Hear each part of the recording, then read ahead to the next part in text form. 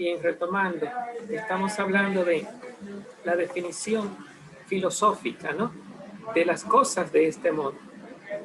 Recordamos que conocer para Platón era irse de este mundo a otro mundo. Este mundo era un mundo de confusión. El que quería ser sabio no debía dedicarse a conocer este mundo. Mientras que Aristóteles emprende la tarea de conocer filosóficamente este mundo.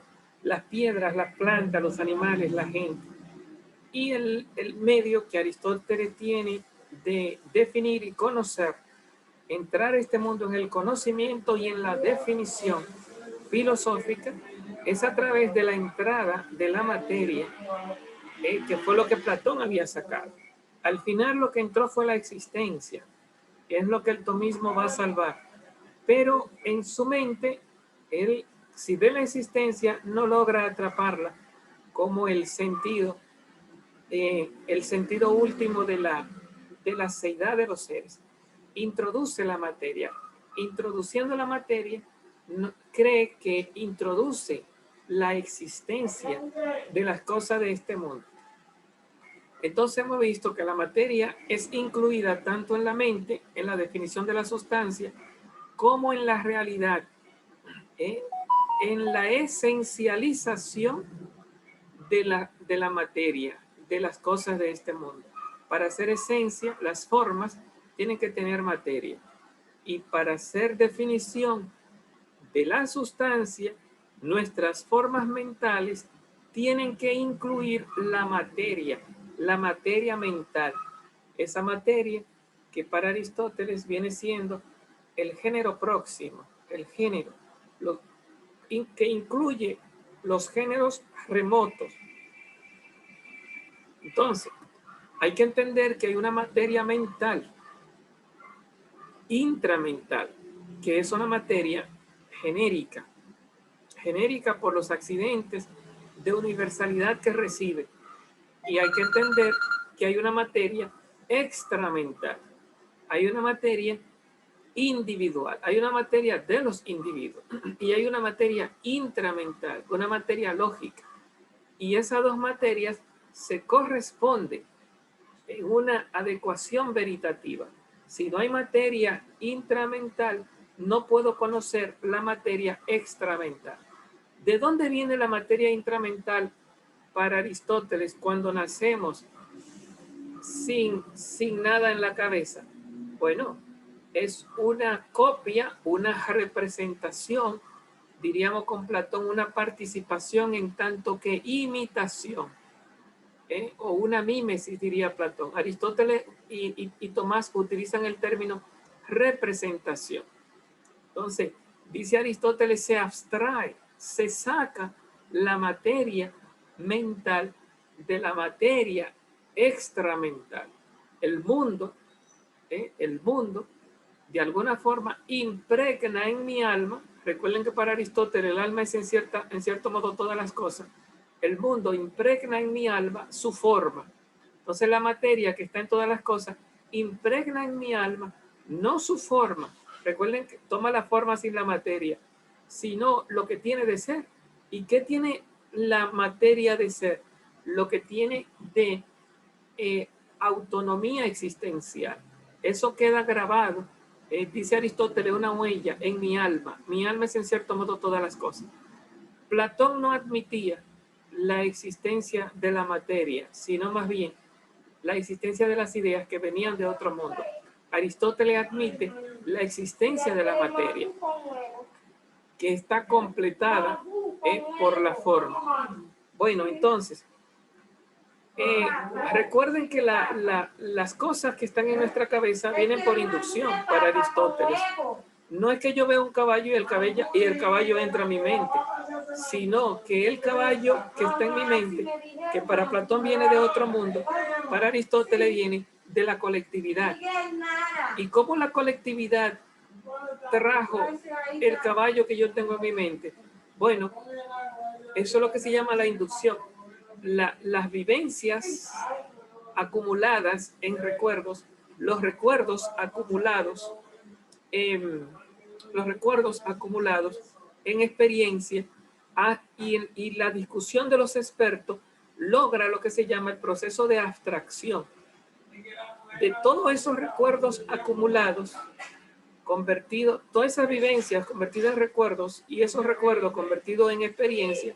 Surge la idea, el concepto, diría Aristóteles, ¿no? Diferenciando la idea de Platón. ¿Qué diferencia podemos ver entre las ideas de Platón y el concepto aristotélico? Las ideas de Platón vienen de otro mundo y son inmateriales. Los conceptos de Aristóteles vienen de este mundo y tienen materia interna.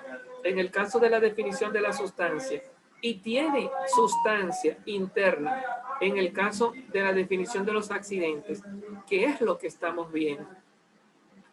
Bueno, entonces, volviendo a nuestro tema, hemos dicho que para definir la sustancia, salvando el decir de más y el decir de menos, salvando el caer en la definición de los accidentes y de las modificaciones, si ya hemos quitado eso y hemos realmente definido una sustancia, es porque hemos convocado la materia lógica, hemos convocado la materia intramental, hemos convocado la materia que está dentro de la definición. ¿Cuándo convocamos esa materia? Cuando la materia lógica está implicada en la definición, o está implicada cuando convocamos al género de frente a la especie. Si no convocamos al género de frente a la especie, estaremos convocando a la especie de frente a las modificaciones.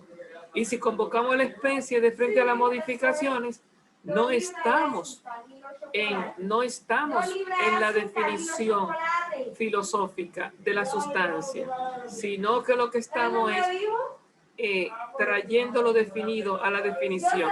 Queriendo definir la sustancia, lo que estamos es haciendo perífrasis accidentales.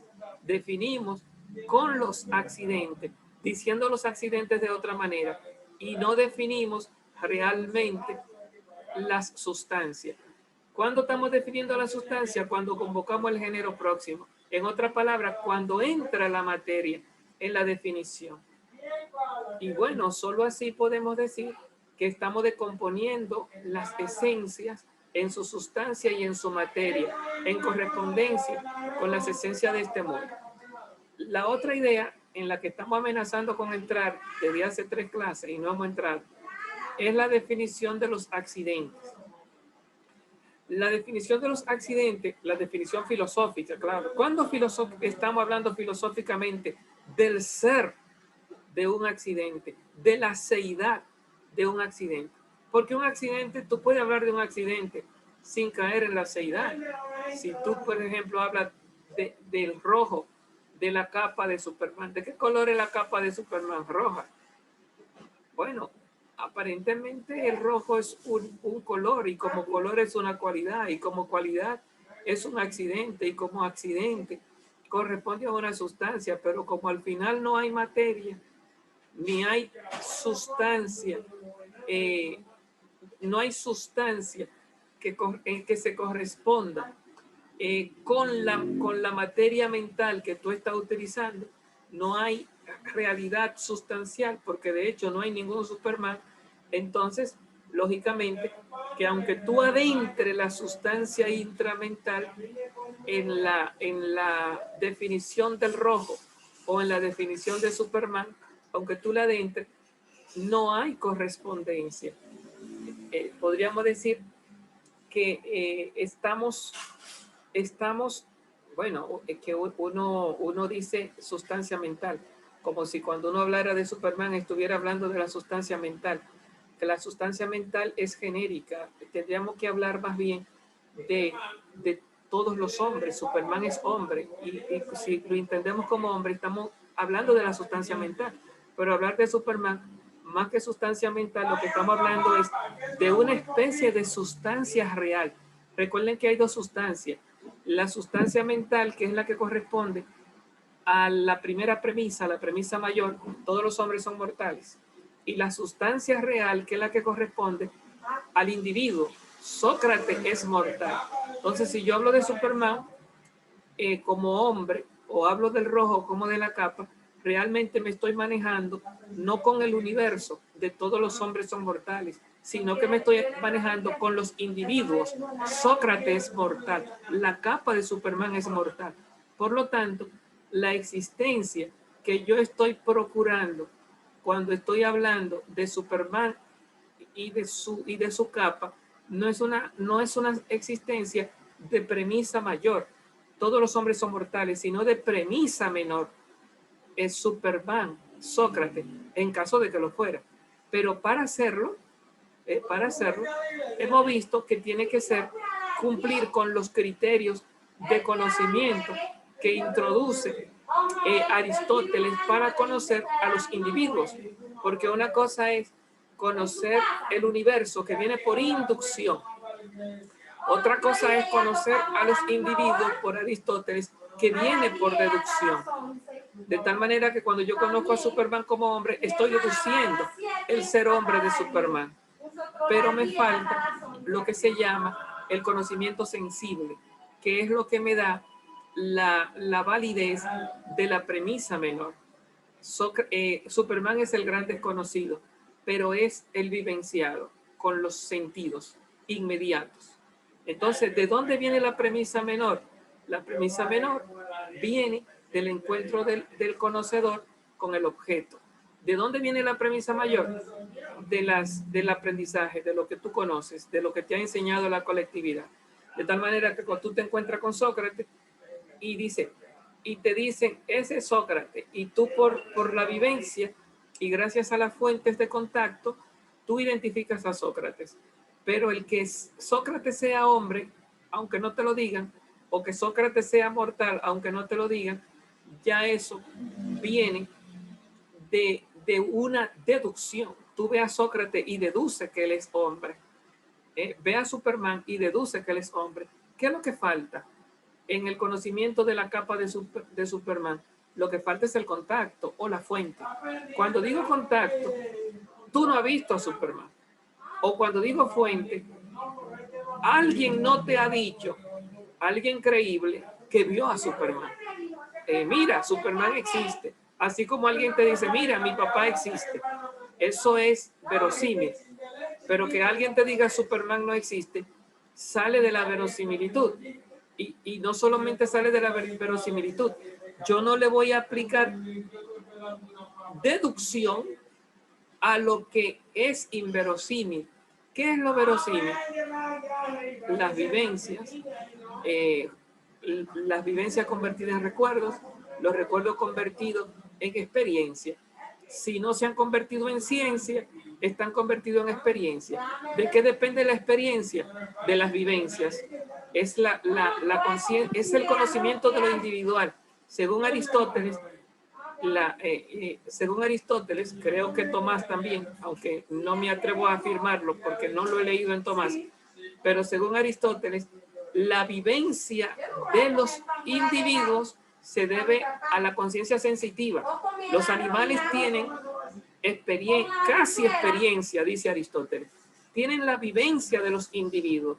Un animal conoce a los individuos. Lo que no llega es a la premisa primera, no llega a la ciencia, no llega a los conceptos, pero sí llega al cúmulo de vivencia convertida en recuerdo, al cúmulo de recuerdo convertido, dice Aristóteles, casi en experiencia.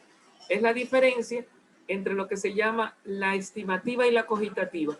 En el hombre es cogitativa porque llega a la experiencia, mientras que en el animal se queda en estimativa, no llega a la experiencia, se queda en instintos de valoración de este mundo.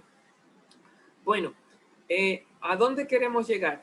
De todo este discurso, lo que quiero decirle es que hay dos tipos de materia y hay dos tipos de sustancia. Hay una materia y una sustancia que está en la realidad y que es captada por los sentidos en la individualidad de las cosas de este mundo, de donde se vale el lenguaje para hablar de la premisa menor.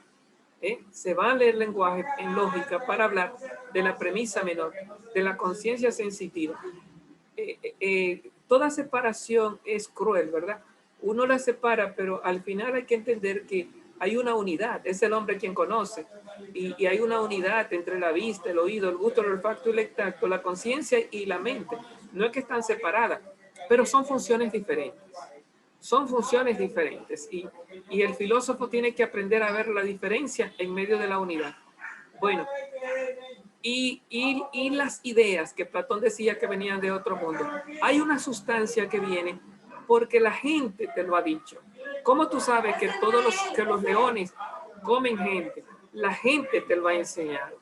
¿Cómo tú sabes que las víboras transmiten un veneno? La gente te lo ha enseñado. Entonces, hay muchas vivencias que se transmiten y se han convertido en conceptos. Y cuando tú vivencias sensiblemente una realidad, lo que tú sabes por transmisión verbal a través de lo que se llama la colectividad que te ha transmitido, lo que se llama las ideas, los conceptos, y te ha transmitido sus experiencias, entonces, de alguna forma, tú haces uso de un lenguaje tanto individual en las premisas menores como de un lenguaje universal en las premisas mayores. Y cuidado con esto, porque en la clase que teníamos con Tomás de Aquino, veíamos que hay que mantener de alguna forma separada los accidentes de la idea, que son lo universal, y los accidentes de los individuos. Los accidentes de los individuos y los accidentes de la idea.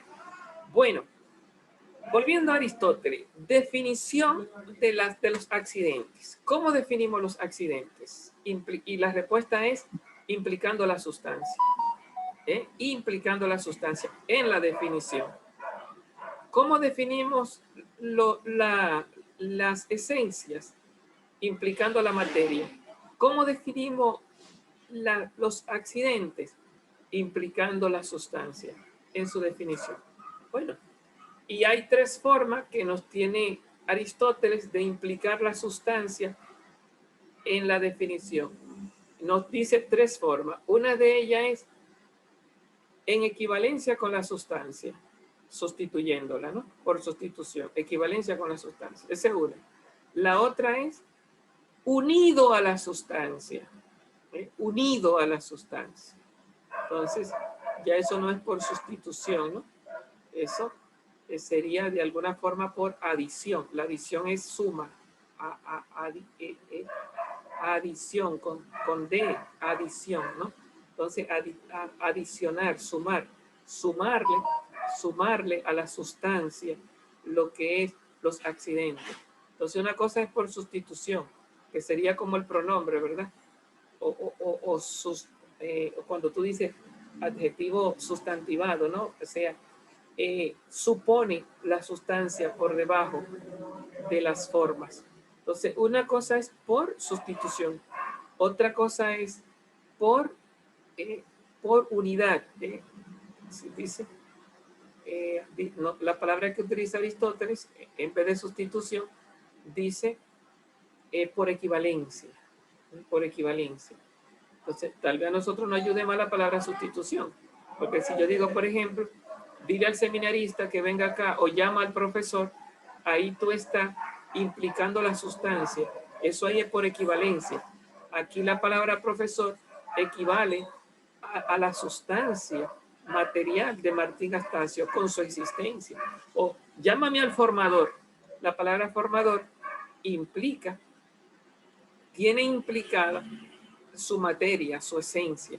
Entonces, formador equivale al hombre que hay debajo del formador. Cuando deje de ser formador, el hombre sigue estando ahí. Pero si tú dices, por ejemplo, llámame al que se ríe mucho en la clase, el accidente implica, equivale a la sustancia, está implicado en la sustancia. Entonces me está llamando a la totalidad del ser. La seidad viene de la existencia. Diría Aristóteles, viene del acto, de la presencia materia prima en este mundo. Ocupa un lugar en el mundo. Entonces, es equivalente cuando es sustituible el accidente por la totalidad del ser sustantivo. Son tres formas: por equivalencia, por unidad con la sustancia, en otra palabra, por adición. Tú me traes la sustancia sumándole el accidente. Dígase, por ejemplo, ese hombre formador, ¿verdad? O ese hombre profesor. O sea, me trae sumado las dos cosas. La esencia, que normalmente cuando tú dices de más, definiendo, que propiamente convocando, cuando dice de más, está implicando a la materia, la sustancia. No la está implicando en la definición, sino que está sumándole a la sustancia la expresión de las modificaciones. Entonces hablamos no de equivalencia, sino hablamos de adición. Tú estás sumando. Y la otra forma que vamos a ver en Aristóteles es, que va a ser un poquito la más complicada y a la que él le va a dedicar más tiempo y a la que nos va a presentar ahí una analogía que a mí me costó entenderla, a ustedes les costará mucho más, pero es bellísima esa analogía. Me costó entenderla en su momento, ¿verdad? Pero vamos a leerla juntas. Porque él ahí va a utilizar la analogía como la palabra medicinal, para que nosotros tratemos de verlo. Pero interesante, porque él utiliza la analogía, siempre llama un ejemplo para que podamos verlo. A veces los ejemplos, como están lejanos a nosotros, no nos ayudan mucho, porque los ejemplos que nosotros manejamos en un mundo como el que estamos, de tan diverso al mundo griego, que era un mundo de no ciudad, un mundo de campo, de montañas, de lluvia, un mundo en el que no había internet, ni televisión, ni radio, un mundo en el que no había edificios, un mundo de caballos, un mundo de pozos, el mundo de Aristóteles. Esos ejemplos que nos traen, que tal vez eran muy manejados por ellos y muy solemnes, a nosotros nos complica. Entonces tenemos que esforzarnos mucho, y a veces cuando ya yo he logrado verlo, lo que hago es que le transformo el ejemplo, tal vez a uno que no sea más manejable. Pero hay que entender qué es lo que quiso decir, ¿verdad? La otra tercera parte nos dice separado de la sustancia, pero implicada la sustancia como quiera. Entonces nos dice, por equivalencia con la sustancia, unido a la sustancia y separado de ella. Pero la sustancia siempre está implicada en lo que se llama la definición de los accidentes. Bueno, vamos al texto entonces. Estamos en la página número que yo tengo acá, la página 184. Entonces, en el primer párrafo nos dice, podemos preguntar qué es la cualidad, ¿no? En la cuarta línea del primer párrafo, página 184.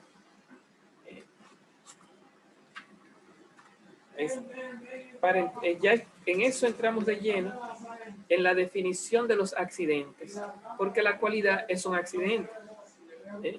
Podemos preguntar qué es la cualidad. Antes de eso, como vamos a ver, en la página 183, al final dice, no podrá la definición entenderse también como el ser de diferentes maneras, la definición de las categorías, la definición de los accidentes, la definición de los 10 géneros, de todas las maneras. ¿No podrá la definición entenderse también como el ser en diferentes maneras? Esa es la pregunta.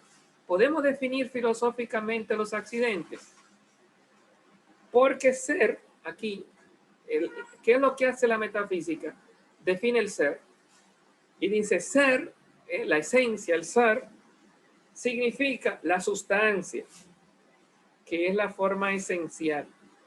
Pero también dice, o cada uno de los atributos generales la cantidad, la cualidad y todos los demás modos de este género que estamos diciendo. ¿Por qué vamos a definir los accidentes? Metafísica es ser, estudio del ser, y los accidentes son ser. Entonces, si vamos a definir al ser, no vamos a definir los accidentes. En efecto, así como hay ser en estas cosas, ¿dónde? En los accidentes. Pero no bajo el mismo concepto, siendo un ser primero, la esencia de la cual ya hemos hablado, y consecuencia de ella, las demás, los accidentes, son ser gracias a la esencia. De igual forma, la definición, que es lo que estamos viendo, conviene. ¿Qué es lo que vamos a definir cuando definimos el ser de distintas maneras? El ser primero, la esencia, o las modificaciones, el ser segundo. Nos dice, de igual forma, la definición conviene propiamente. Recuerden que ahí la palabra más adecuada es más que propiamente, porque propiamente es tanto los accidentes como la forma. La palabra que conviene, la definición conviene absolutamente, o primeramente, o en sí mismamente hablando. La palabra propia ahí no es adecuada. La traducción yo entiendo que es la que traiciona. Conviene propiamente, es verdad que conviene propiamente a la sustancia, pero también conviene propiamente a los accidentes, porque que la palabra propio lo que dice es que no es el sujeto el que habla, es la realidad la que le habla al sujeto, es propia del mundo, es propia de los objetos. La palabra propio en metafísica es una forma de decir objetivo, propio de las cosas. Si yo veo cosas, digo por ejemplo que los seminaristas son abusadores, eso no es algo que lo podamos encontrar propiamente en ustedes, de que, ay, sí, mira, tienen el abuso a flor de piel. No, el abuso lo estoy poniendo yo. Eso es algo subjetivo, eso es algo mental. Yo me siento herido y le digo abusadores. Lo que tienen de ustedes de abusadores es un juicio, no es algo que yo lo pueda necesariamente encontrar en ustedes. Claro que podríamos definir el abuso y encontrar criterios de abuso en ustedes, pero lo que estoy señalando es, qué sé yo, que cuando uno, por ejemplo, está herido, uno pone de más, qué sé yo, que por un ejemplo más claro, que si por ejemplo mi esposa me dice, perro, por más que tú busques lo que hay de perreidad en mí, animalidad, rabo, jau, jau, tú no vas a encontrar eso.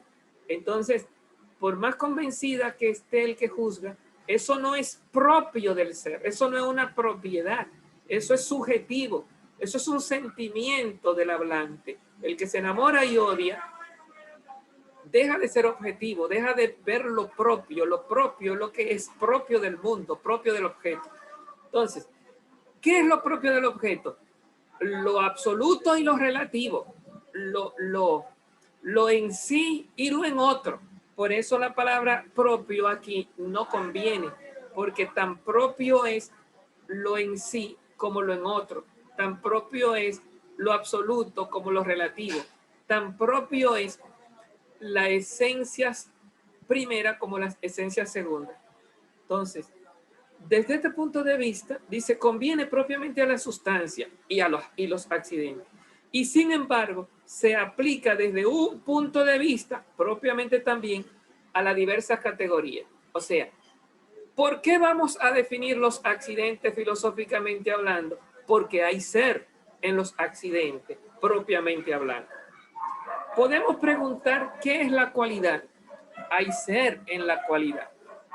La cualidad, la relación, la acción, la pasión. Podemos preguntar por cualquiera de ellos. El más fácil es la cualidad. Podemos preguntar qué es la cualidad. Entonces, la cualidad es un ser interesante. Para poder definirlo como una realidad metafísica, el color del profesor Martín, el hábito de dar clase del profesor Martín, el ser profesor, el ser blanco de Sócrates, los accidentes los podemos definir. Interesante. Esto es curioso porque Aristóteles había dicho que no se puede hacer ciencia de los accidentes por su falta de universalidad, porque son un acaso, lo cual no significa que sean indefinibles genéricamente hablando. Cuidado con eso, porque cuando hablamos de genéricamente hablando hay que aplicar siempre deducción. Cuando yo digo que Sócrates es blanco, sabiendo yo lo que es blanco, se lo aplico a Sócrates y deduzco de Sócrates la blancura. Claro que primero la veo, y cuando digo la veo, ya eso no es que yo sé lo que es blanco, sino que vivencio lo que es blanco. Y al vivenciar ya es de la conciencia sensitiva. Y al deducir con el lenguaje y decir que el blanco es un color, eso solo lo puede decir un hombre. Un animal no puede deducir y decir, ese es mi dueño, porque tendría que saber lo que es dueño. No puede deducir, no puede decir Sócrates es blanco. Entonces un animal no puede deducir. Un animal lo que puede hacer es rescatar, recuperar a fuerza de reforzamiento lo vivenciado atrás, que viene en ayuda de la nueva vivencia, y puede no predecir, sino preadvertir. Digo preadvertir en el mundo de los sentidos. Si le dieron un palo, lo almacena y sabe que le duele. Cuando te ve con el palo, sale corriendo, le huye al dolor. No es que razona, es que recupera. Como a ti cuando te muerde un perro, recupera y ve otro perro, recupera el dolor. No significa que esté razonando, está revivenciando. Entonces, podemos preguntar qué es la cualidad. Es una pregunta, y como pregunta estamos buscando una respuesta, y como respuesta estamos en el orden del ser, no estamos en el orden platónico, perifracético, estamos en el orden realístico, buscando el ser, la seidad. Por lo tanto, queremos explicar la cualidad no como la definen nuestra ciencia, que suponen el ser sin darse cuenta, sino que queremos explicarlo con Aristóteles. ¿Cómo es que admitimos la seidad, el ser de este mundo en la definición? En la definición. ¿Cómo podemos definir a los seres de los accidentes? Recuerden que definición está en la cabeza, en el plano intramental. ¿Qué es la cualidad? La cualidad es un ser, la seidad es esencia, es del mundo, pero no absolutamente. Con la cualidad sucede lo que con el no ser, porque claro, estamos hablando del ser absoluto o del ser en sí mismo, del cual algunos filósofos, para poder hablar de él, dicen que es no porque propiamente sea, sino que es el no ser siendo, el no ser absolutamente hablando, es, dicho en otra palabra, el no sustancia, o el no esencia sustantiva. ¿Cómo podríamos dominicanizarlo? Algo así como si dijéramos, el ser profesor de Martín no es su ser hombre, no es su esencia. El profesor, ¿quién es el profesor Martín? El profesor Martín es un profesor. No, el profesor Martín no es un profesor, esencialmente hablando. Es un hombre. ¿Qué es Pedro? Es un seminarista. Esa no es su esencia. Él puede dejar de ser seminarista. Esa no es su esencia. Estamos negando el ser esencial de los accidentes. Entonces Aristóteles nos dice, una cualidad no es ser, absolutamente hablando. No es ser en sí mismamente hablando. Mi tamaño no es mi ser. Mi peso no es mi ser, absolutamente hablando. En sí mismamente hablando. Es contrario entonces, es el no ser. Es mi ser profesor es mi no ser hombre. Su ser seminarista es su no ser hombre. El ser mortal de Sócrates es, de alguna forma, su no ser hombre. Pero es en el ser hombre, que fue lo que debería decir para positivizarlo. Aquí lo que está es quitándole la esencialidad. Bueno, se nos acabó el tiempo. Entramos en unos 15 minutos. Hasta la entrada. Bye.